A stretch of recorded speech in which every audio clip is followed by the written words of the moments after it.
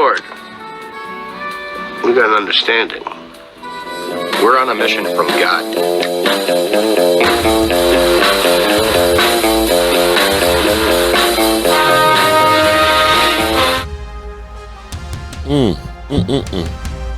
Love my coffee in the morning.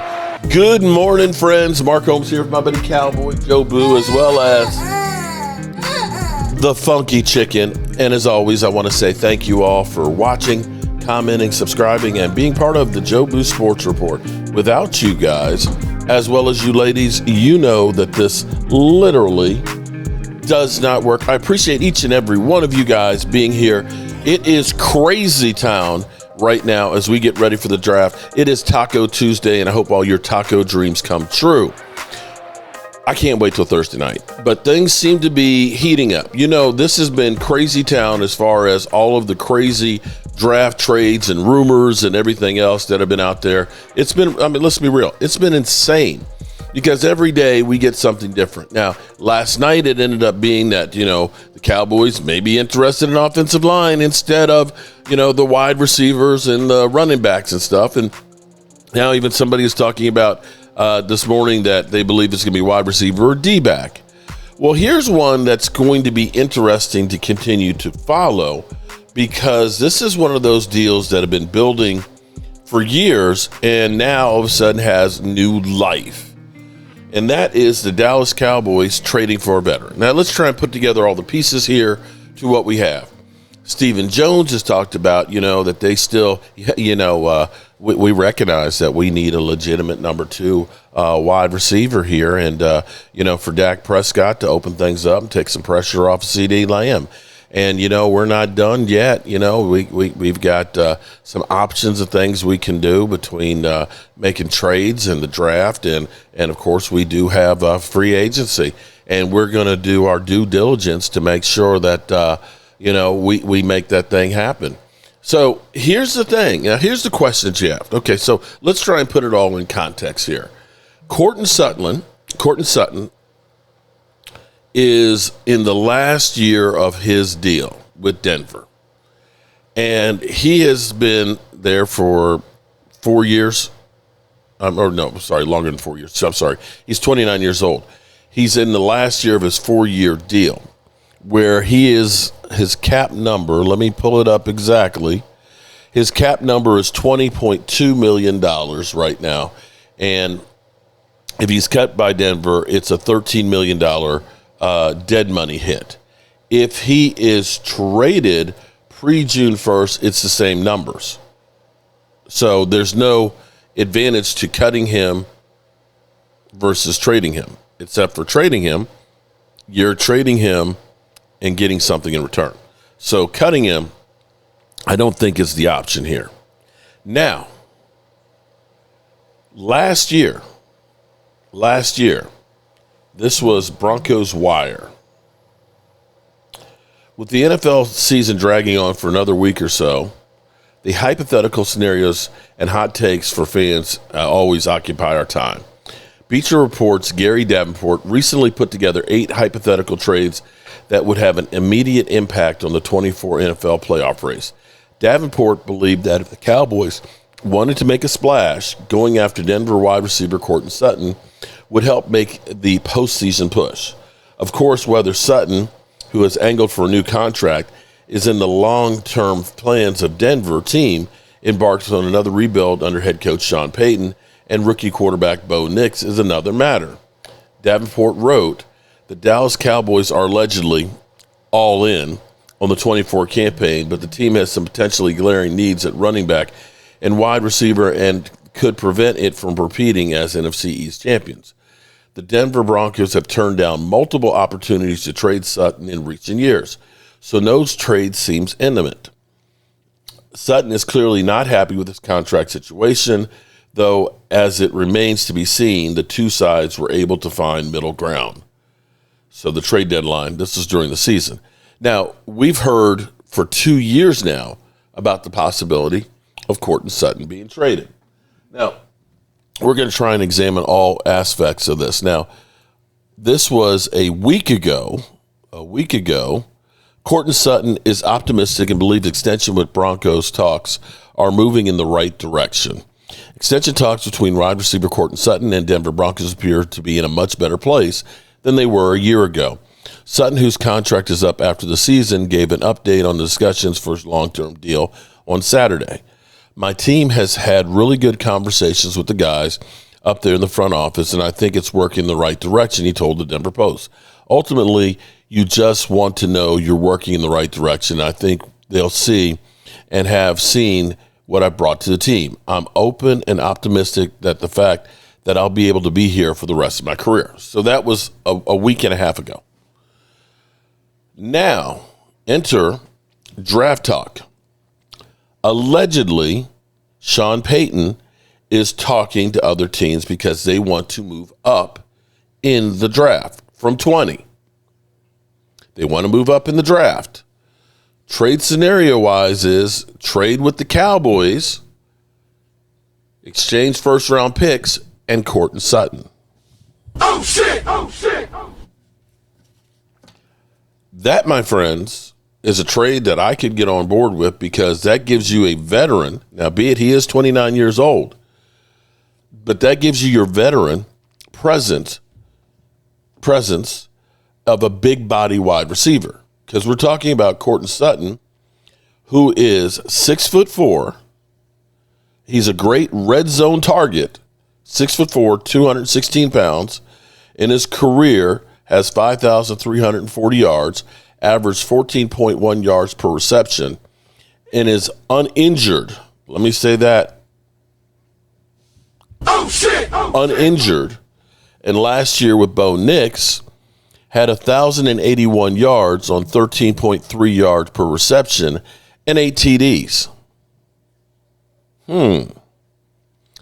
This would ultimately be better because you not only get your wide receiver that's got experience, that's a big target that you don't have to worry about if he's a bust or not, but that still enables you to be at 20 to pick up your running back, maybe Hampton. All of a sudden, you're in a totally different place. You have, in the same way, because here's where I want you to understand. Think about last year. We had a hole at tackle and a hole at center. We traded back. We got Tyler Guyton. He started most of the games. He left a little bit to be wanting, and maybe he is or isn't the guy. But you also got your center with that one pick because you traded back and you got an additional third-round pick. This would be you're getting a player and you still have your first-round pick. And every trade that the Cowboys have made so far this offseason, the 3, they've all got something back in return, a pick back. So the only negative with this one would be is Courtland Sutton, his contract right now is a $20 million cap hit right now for Denver. Don't know how it would break down with him being traded if you're trading the contract and it's still at $20 million. But you could end up doing a new contract for him and start over. Now, Sports Track basically says his contract could be, the market value would be about 26 a year, which is more than likely when you're talking about a 1,000-yard receiver. And when you think that Cooper Kupp got $15 million a year, $45 million a year, coming off an injury where he's only gotten like 600 some yards. You got a guy who's almost doubled the production and is younger. So, yeah, $20 to $26 million is about the going rate. Now, the Cowboys, they do have cap space. We're sitting on $37 million in cap space right now, and you can probably add about another 10 to 12 million once they get Micah Parsons done. So you could go through, sign a new contract for him, and actually reduce that cap number for this year, get him into the fold, and now you've plugged up 2 holes. Let's go to some of these tapes here and see, is this worthwhile? Now, this is Mile High Huddle. And they were kind of surprised about the question. Says, hi, fellas. I heard rumors that Courtland Sutton could be used to move up in the draft. I know he is at the terrible 30, but I can't see the Broncos moving on from him. What do you boys think? Broncos for life. Zach, give Cottonmouth your answer. First of all, Cottonmouth, thank you for your generosity. Second of all, I haven't heard those rumors, so I'd be interested to know the source of those. And third of all, I think he's more likely to get extended based on if we're taking George Payton at face value than he is to get traded. The whole point of the offseason, George Payton, at least you mean from Sean my Payton. point of view, is to add to Bo Nix's supporting cast, not take away from it. So if you'd be trading Courtland Sutton in a deal for a running back or receiver, it's basically a net neutral move. Not exactly. I don't know. My prediction is he stays at some capacity, Chad, either extended or playing on his current deal. Yeah, I haven't heard that either, Cottonmouth, for what it's worth. And again, I think Courtland fits in quite comfortably with what the Broncos are doing here. In other words, even though, like, it was one thing, Zach, to point to him as trade fodder when they sucked. All right, when the Broncos were in the basement, it made sense why you would look to the true assets on the team, the true producers, which Sutton had been one of those guys during the down years, and go, hey, if you're going to climb out of this hole, you might have to sell off some of your best guys to rebuild this thing. That makes sense. We see it in the NFL all the time. It's part of the. All right, I'll end that right there. Here's why, he says it's a net neutral. No, actually it's not, because what you're doing is you're looking and saying, I got Bo Nix who's going into his second year. And what the Cowboys did when they got Troy Aikman and they had Michael Irvin, they had Emmitt Smith, was basically they got a group of guys that were all about the same age. And they were able to grow together and become a team that by the time they started hitting their peak, they were all hitting their peak about the same time and became a juggernaut. And so you get rid of a high contract and don't have to go ahead and pay Courtland Sutton, which could amount to, an $80 million 4-year deal. Plus, you now start the clock over as far as compensation goes with a young guy. Maybe they are hoping to get Matthew Golden or maybe Teat McMillan. And then in which case they look at this and say, we've got him for the long haul. For the Cowboys, we need a guy who's polished right now because Dak Prescott's window isn't but a few more years, and that's where you look at it and say, we might be better off getting a guy who's ready to play now to try and win now. That would be my take on it. Of course, everybody's going to have a difference of opinion here, but here's what you get. Now, this is Steve Smith Jr., who broke down Courtland Sutton, and I want you to listen how good a guy this is. This, to me, would be better than Keenan Allen. Now, Keenan Allen, of course, you're not going to have to give up any draft capital, but you're still going to have to pay him. You're still going to have to pay him like $15 million a year plus, probably. So let's look at some of this breakdown here to get a little taste more of Courtland Sutton. This guy is playing hell of good football. We need a guy playing hell of good Doesn't get football. enough credit. He Doesn't get enough credit. Bad quarterback play, some disappointing head coaches. He's been going against all that. Change of management, and yet you know who's been consistent? Courtland Sutton. You know who hasn't complained? Courtland Sutton. He's just shown up to work. Courtland Sutton. This is a kid coming out of college where he wasn't necessarily going to blaze by you. He was always that guy, contested catches. Had a tough time in Denver, not because he's not a good player, because you always knew he showed glimpses of what he could be.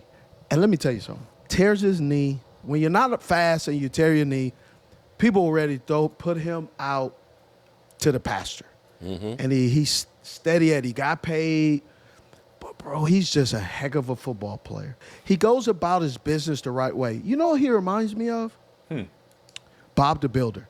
Man, he don't talk. Bob the Builder. He just shows up, brings his hard hat, his lunch pail, he gets everybody around him working.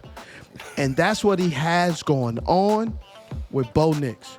Bo Nix is going well, and Bo Nix is figuring out when I throw the ball to the right guy, number 14, that's when things are going to go. Now, going against Jones here, number 18, it's throwing me off a little bit with the 18. But Courtland Sutton, look at this route that he's going to run. The route is, hey, throwing it back in the end zone. You're my guy. You're going to get it. Jones don't have a chance. Steve, how early is Bo's seeing this early, right? That's man on that side. That's man coverage. And he knows right away. Bo already knows. This is where I'm going. Bo knows. Bo knows. Throw the CS. Don't play around. Put the ball up there. Look at that. Pow. Jump ball guy. Behind him. Spins it. Disrespectful. Love it. But this is his strength. I mean, That's his strength. Contested catches. yeah. Once the ball is thrown in the air, number 14, my ball. That's what I'm saying. My ball. I like that. Woo, wait. Man, he had 10 touchdowns last year. I mean, Yes. He's just a hell of a good football player. And I think sometimes he doesn't get the credit that he deserves. listen, he's got 5 straight games now of at least 6 catches and 70 yards. 5. The last several weeks, he's one of the best receivers in football, and I don't think anybody's paying attention. No, they're not. And his Utah Ute, that rookie running mate's been emerging next to him a little bit in Devon Baker. You talking about the guy that they didn't draft? You get Dak thrown to him. No, I'm talking about they didn't use a 4th-round draft pick to get him.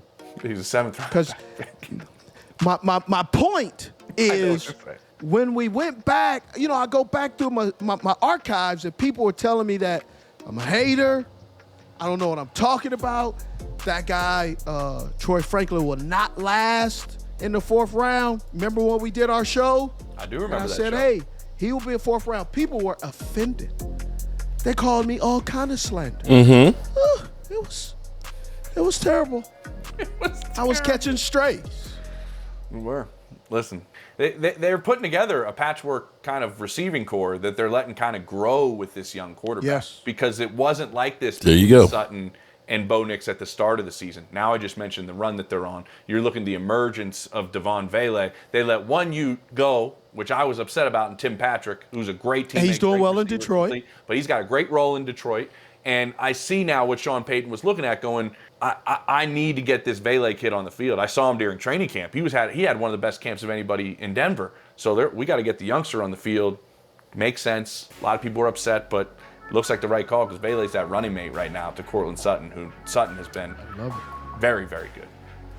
Hey, route of the week. Route of the week. Okay, so here's where we got to look at this and say, Denver, do we hold on to him for this season at $20 million, or do we go ahead and try and see if we can replace him with a guy that'll be dirt cheap, as in one of the high prospects? Definitely a win for Denver. For the Cowboys, you need a veteran presence right now. Definitely there. And, oh, by the way, there is still a relationship there with Sean Payton and the Dallas Cowboys. Sean Payton, who was the offensive coordinator here for Dallas under Bill Parcells, still, I believe, has a house in Dallas. And you'll remember there were rumors of him being the head coach of the Dallas Cowboys, and even called Mike McCarthy and said, don't worry about it. I'm not coming for your job. So we are hearing that they are actively calling teams, which goes right into the Cowboys because we know Jerry Jones is out there. Hey, I want people to know we're the Dallas Cowboys, and our phone lines are open, and we're ready to make moves and stuff, and we're just waiting for people to call us because we don't call anybody about trades and things. No, they don't. So you have to figure if this is true, that Denver is making calls about Courtland Sutton, that the Cowboys have to be on the call list. They have to be on the call list. And this is one of those ones that you could look at that can make sense. And if you honestly believe that there's not a big difference between players from 10 to 40, it makes complete sense. It makes complete sense. Because you're still going to be able to get one of those sweet spot guys, still hold on to your 2nd and 3rd round picks, and now all of a sudden that would be it would be fantastic. And I hope for once that this is one that actually has some legs, and I would love to see this done. Now, as we get ready to roll out of here, the draft, it's crazy that nobody has traded up in the draft. Nobody, and maybe we'll be the first one with Denver. I'd be okay with that. The big question is, or the wild card still seems to be Shedeur Sanders. They have him literally going anywhere from 3 to the second round. And this whole quarterback class does not seem to be like anybody believes in any of them other than Cam Ward. Let's go to the tape. I start working on the players that are going to be drafted the day after the college football championship game, and I do it every single day. That means for 3 months I have lived with these players in my head, and I have been asking questions about it. Thursday, I will finally get the answers. So today's green list are the top 5 things I cannot wait to find out after all of this time. Number 5, when does Tyler Shuck come off the board?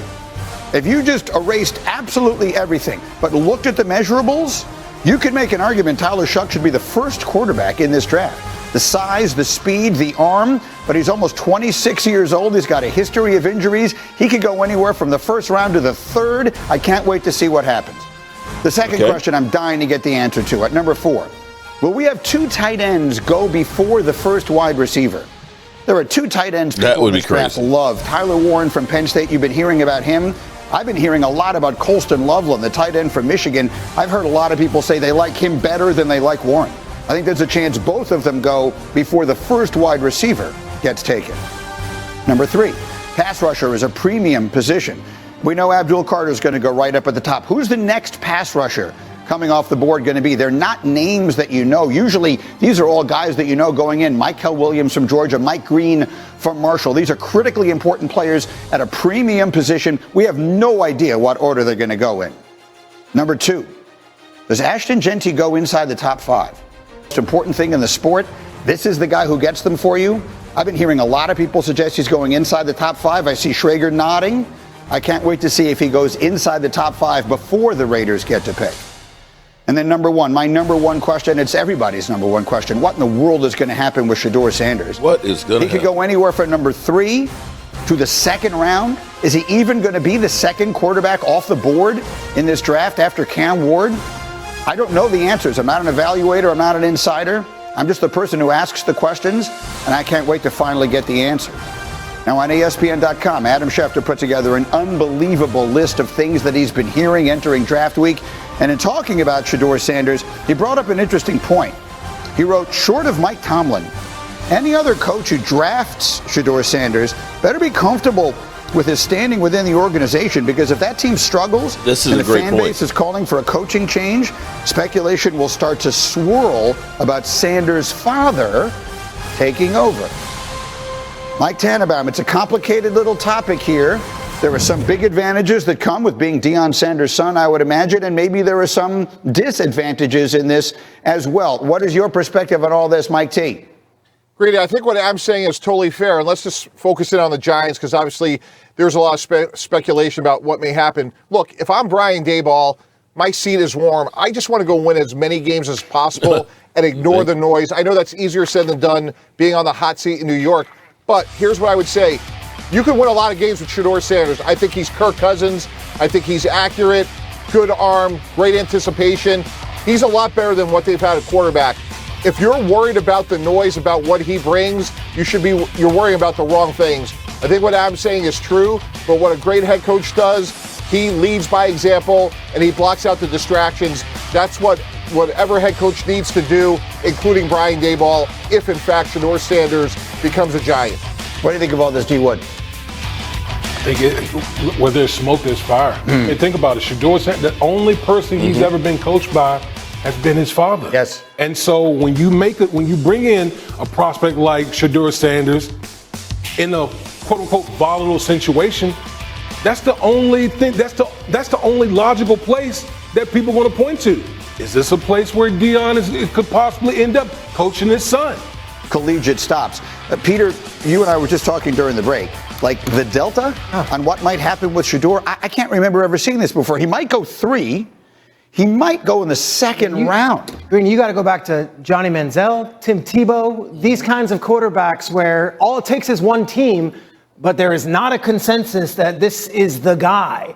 And yet both of those players, who are very different, went in the first round.